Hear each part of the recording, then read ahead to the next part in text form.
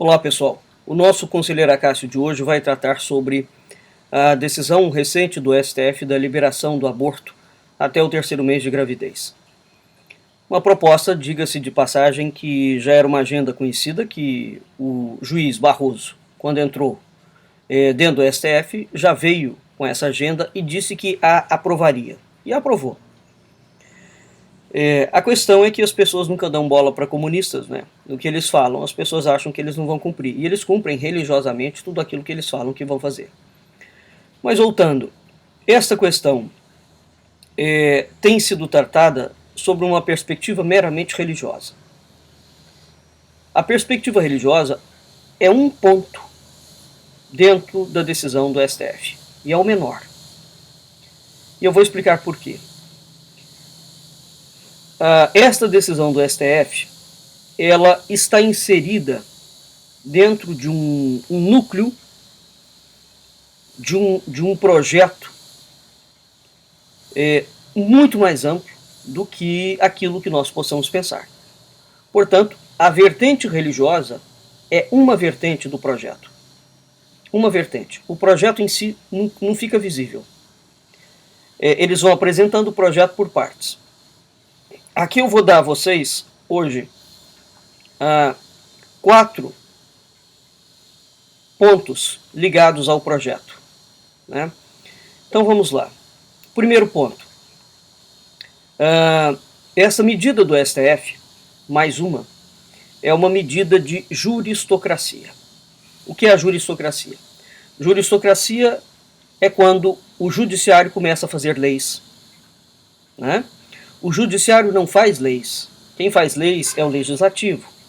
Entretanto, o STF brasileiro, já há algum tempo, vem atuando de forma juristocrática. É o chamado ativismo judicial. O STF é o guardião da Constituição, não é?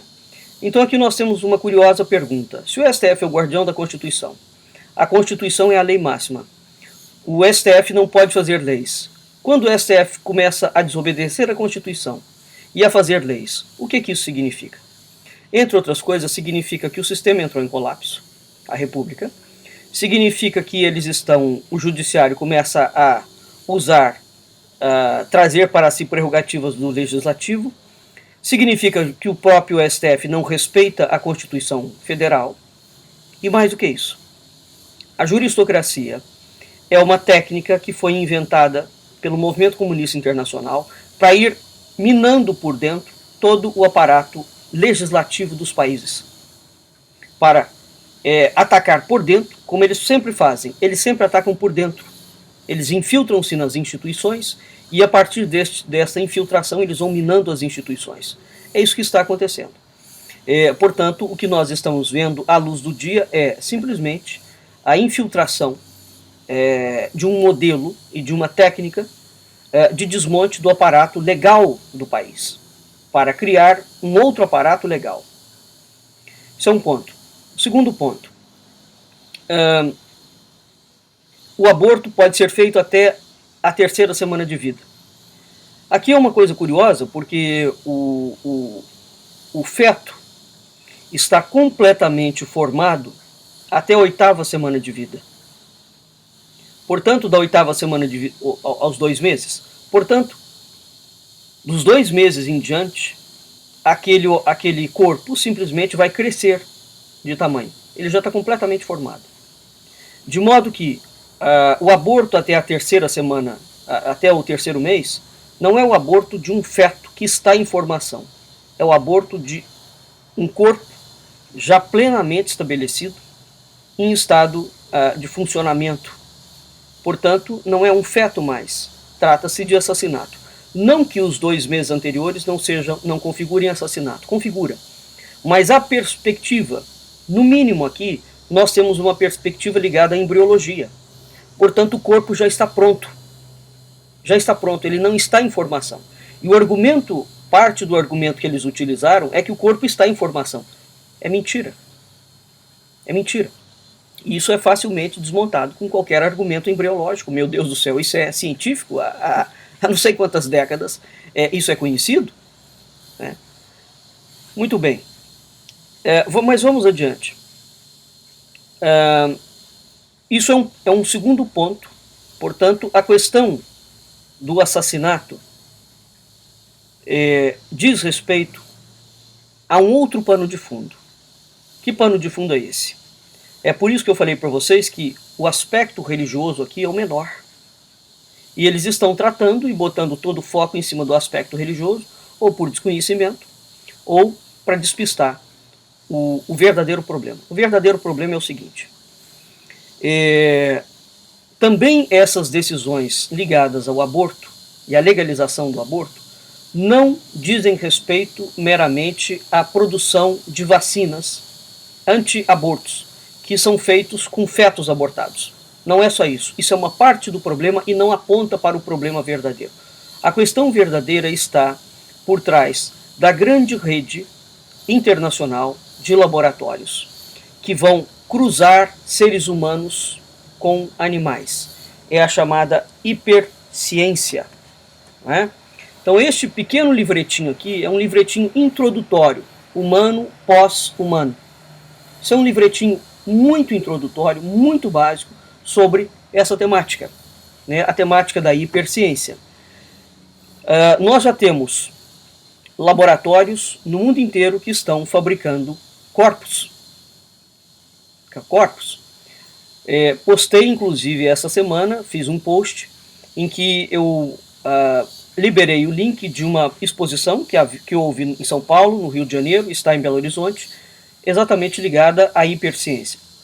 Portanto, é fundamental a estratégia do aborto para ir para a hiperciência, para fabricar corpos e cruzar seres humanos com animais. É isso que está em pauta. Segundo,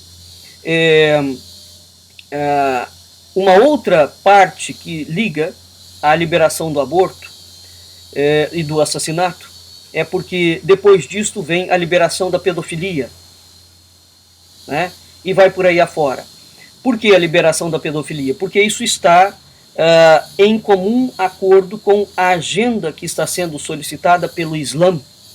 Porque no Islã os homens casam com meninas com 8 anos de idade. Portanto, isso não pode ser considerado pedofilia. Então uma coisa vai puxar a outra. E o STF simplesmente está dando um passo atrás do outro para entrar neste ramo. Na mesma linha, se vocês se lembrarem, o governo federal da Dilma Rousseff tentou, durante muito tempo, sob o argumento do Zika vírus, que estavam nascendo crianças deficientes, eles tentaram passar o aborto. Então, as mães, é o mesmo argumento. É o mesmo argumento. Preste atenção a isso. É o mesmo argumento. Muda simplesmente o cenário. Quando muda o cenário, você acha que mudou o argumento. Não, o argumento permanece. É assim que os comunistas agem, né? Então eles te apresentam a letra A, depois a B, depois a C, e você acha que mudou o cenário. Não mudou, não. Só mudou o personagem. A tônica permanece a mesma. Muito bem. Então, o Zika vírus, existe uma ordem da ONU e da Unesco pública e notória de que os países que têm uma incidência muito grande de Zika vírus, as mulheres deixem de ter filhos durante 2 anos, pelo menos. Então isso é uma forma, é um modo forçado de puxar a taxa de natalidade para baixo, né? De fazer nascer menos pessoas. Por quê? Porque existe um projeto claro, notório, de extermínio de 2/3 da humanidade. Aonde está delineado parte deste projeto? Aqui neste livro, Poder Global, Religião Universal. E é só ler todas as declarações que os grandes globalistas internacionais estão dando acerca disso. Isso também é público e notório e não é segredo para ninguém. Com relação ao Zika vírus, eu fiz, algum tempo atrás, um vídeo, em 2015, eu fiz um vídeo sobre isto. O Zika vírus, ele não é produzido por nenhum mosquito. É impossível. E eu vou explicar por quê. O Zika vírus é uma teratologia. O que é uma teratologia? Uma teratologia é um desenvolvimento embrionário anormal, né? Portanto, é aquilo que se chama de má formação congênita. Tá? Quando é que as malformações congênitas podem acontecer? Até a 8ª semana de vida. Exatamente por isso, porque até a 8ª semana de vida o feto está em formação, o corpo. Depois da 8ª semana de vida, não há como o feto regredir, uma vez que ele já está pronto, o corpo está pronto, o corpo não retroage, ele não regride. Então, se você tem uma perna, você perde a perna, isso não existe, né? E quando é que o feto termina de formar? Até a 8ª semana de vida. Isso equivale a dizer o seguinte: uma mãe que foi picada por um mosquito na última semana de vida, não há a menor possibilidade dela desenvolver a doença, de passar a doença para o filho, não é? Porque se o mosquito pica a mãe, veja, o que é uma teratologia? Uma teratologia é quando acontece um enlouquecimento do DNA. É o DNA que se desestrutura. É isto, é uma coisa muito profunda, não é algo simples. Então aquelas sequências do DNA é que vão gerar o desenvolvimento embrionário anormal. O que é o Zika vírus? Nós temos 3 cérebros: cérebro reptiliano, mamífero, neocórtex. A criança que tem Zika vírus, ela não desenvolve o 3º cérebro, o neocórtex. Portanto, essa parte da cabeça, que a cabeça vai sendo formada de baixo para cima, a cabeça vai crescendo daqui para cá. Quando ela chega aqui, ela fecha. Vejam vocês que toda criança, quando nasce, a muleira está mole, porque é a última parte que fecha. Não é? Então, o que é o Zika vírus? A cabeça vai fechando de baixo para cima, chega aqui, ela fecha antes. É isso. Mas isso só pode acontecer até a 8ª semana de vida. Depois da 8ª semana de vida não pode acontecer nenhuma teratologia. Nenhuma. Tá? Quais são as causas que existem para todas as teratologias do mundo constatadas? Existem causas de má formação congênita, portanto, existem causas ambientais e existem causas genéticas. Exceto essas 2 modalidades de causa, não há mais nenhuma causa. Dentro dessas 2 modalidades, para vocês terem uma ideia, funciona mais ou menos assim a porcentagem. Por volta de 7% das malformações das teratologias é uma aberração, é um problema genético. O gene enlouquece. Existe um problema no gene especificamente que ele enlouquece. Por volta de 6% é uma aberração cromossomial. Por volta de 10% são chamados fatores ambientais. Entre eles, por exemplo, agrotóxico, pesticida excessivo. Né? O Brasil é o campeão de agrotóxicos. E por volta de 20% a 25% são chamadas heranças multifatoriais. Por volta de 50% a 60%, que são a maior parte dos casos, são causas desconhecidas. Né? Portanto, existe, é claro e notório, e está sendo divulgado no mundo inteiro, o projeto da ONU e da Unesco para diminuição de natalidade e para reeditar a prática de eugenia, né, do extermínio da raça e da elaboração de um tipo de raça específica que eles querem determinar. Né? Portanto, nenhuma mãe, o governo federal brasileiro da Dilma Rousseff, naquela altura, forjou documentações, porque não existe, eles não apresentaram nenhum documento, nenhuma dessas mães foi analisada. O problema que acontece é ligado ao DNA. Ao DNA. O DNA é que enlouquece. E ele só pode enlouquecer e gerar má formação até a 8ª semana de vida. Qualquer coisa disto é mentira. Em 2015, quando começou esse surto, nós temos um trabalho que está sendo desenvolvido com a Universidade, com o Museu de Anatomia Humana da Faculdade de Medicina de Brasília desde 2015, irá até 2017, em que o Museu de Anatomia Humana de Brasília é o maior centro de pesquisa em teratologia da América Latina. Tem o maior acervo de peças. Então nós estamos com um trabalho lá, em parceria com o Museu de Anatomia, exatamente sobre corpos teratológicos na literatura luso-brasileira. Né? Então nós pegamos todas as teratologias históricas de toda a estrutura literária de Portugal e do Brasil e pegamos e fizemos um comparativo entre as peças que o museu tem e o comparativo da literatura. Esta revista aqui, que é uma revista da UNB, participação, aqui, o primeiro artigo dessa revista é o nosso projeto. Né? Está aqui. Vejam. Primeiro artigo. Portanto, quando começou o caso do Zika vírus, eu conversei com os professores de lá e falei, olha, isso não tem a menor possibilidade. Eles falaram, de fato não tem. Não existe a possibilidade. Portanto, o governo federal brasileiro está fraudando documentação. Eles não apresentaram nenhum documento de nenhuma mãe que sofreu, que tem exames que comprovam, por exemplo, porque que ela foi, que o feto está sofrendo má formação congênita.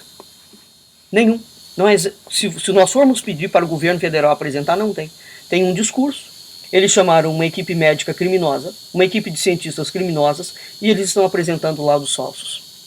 É isso que está acontecendo no Brasil. Né? Portanto, nós estamos diante do quê? Nós estamos diante de uma estratégia da ONU de matar crianças. Esse é o ponto. E mais do que isso, nós estamos diante de um projeto. O macroprojeto é a transformação, o estudo do código genético e a mistura de seres humanos com outros seres. Isso é o que está em curso. Né? Portanto, tratar esta questão do aborto somente pela perspectiva religiosa é, de fato, reduzir muito a problemática na qual o Brasil está inserido. E vamos lembrar o seguinte, esta agenda que o Brasil está seguindo é exatamente a agenda dos BRICS. Dos BRICS. Nós temos que lembrar que o Brasil faz parte dos BRICS. Né? A China está previsto, dentro de poucos anos, ter o primeiro supermercado de corpos do mundo. Primeiro supermercado de corpos. Né? Portanto, o Brasil adota por volta de 80% de todas as resoluções que a ONU aprova. Né? Faz parte de um dos membros principais dos BRICS. Portanto, o Brasil está implementando, sim, toda a agenda russa e toda a agenda chinesa.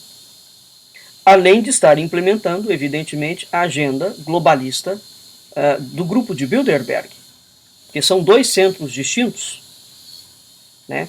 Pontificando isto tudo no ramo da pedofilia, e para que a pedofilia, para a descriminalização da pedofilia venha, é preciso que exista a descriminalização do aborto. Né? Então, este assunto faz parte de um escopo muito mais amplo. Nós temos que ter o olho em cima do escopo mais amplo. Isso é o que nos cabe ficar atentos. Né? Porque, agora, por que essas coisas podem ser feitas?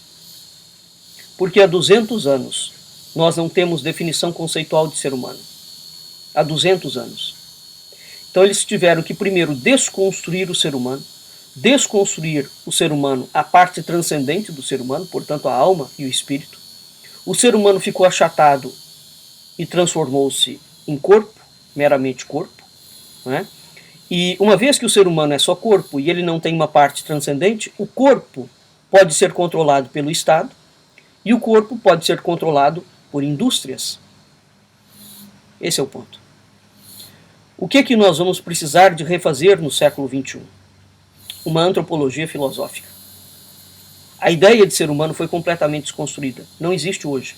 Esse é o grande problema que envolve os assuntos que discutem a bioética. Esse é o grande problema que está por trás da discussão da bioética. A desconstrução do ser humano. Não é? Em 2005, nós lançamos esse livro aqui, Ser Humano, um ensaio em antropologia filosófica, do filósofo Sérgio Fernandes. Não é? O Sérgio aqui coloca que a ciência não tem a última voz sobre a verdade dos fatos. E ele propõe um ensaio em uma nova antropologia filosófica. Será preciso, é o único trabalho do gênero no mundo, será preciso, de fato, nós repensarmos o ser humano. Enquanto nós não repensarmos o ser humano, todas as discussões, tudo que nós estamos discutindo, o papel do Estado, o movimento comunista, o aborto, a eugenia, tudo isso é simplesmente página em branco. Por quê? o ente, que é o epicentro das discussões, que é o ser humano, ele não existe. Como ele não existe, eu posso inventar qualquer conceito. Cidadão, agente social, movimentos sociais. Todos esses termos só puderam ter sido criados do século XIX em diante, porque já estava consolidada a ideia da morte do ser humano. Se vocês observarem, nenhum governo mais fala em ser humano. Eles falam em cidadão. Um cidadão não é um ser humano. Um cidadão é um indivíduo que paga imposto. É qualquer coisa. Então, se o liquidificador pagar imposto, ele é um cidadão.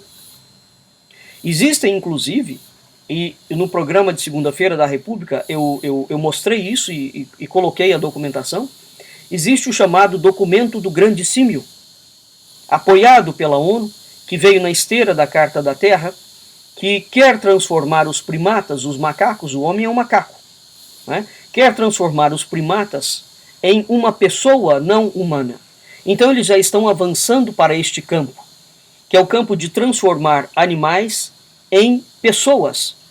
A palavra pessoa aqui não é no sentido psicológico. A palavra pessoa aqui, o ser humano é pessoa porque Deus é pessoa, dentro da história ocidental. Deus é pessoa, né? São três pessoas em uma, o Pai, o Filho e o Espírito Santo. Então não há a menor possibilidade de haver um macaco pessoa. Mas sob a perspectiva dele, sim, existe sim. E nós já temos essas discussões no âmbito jurídico dentro do Brasil.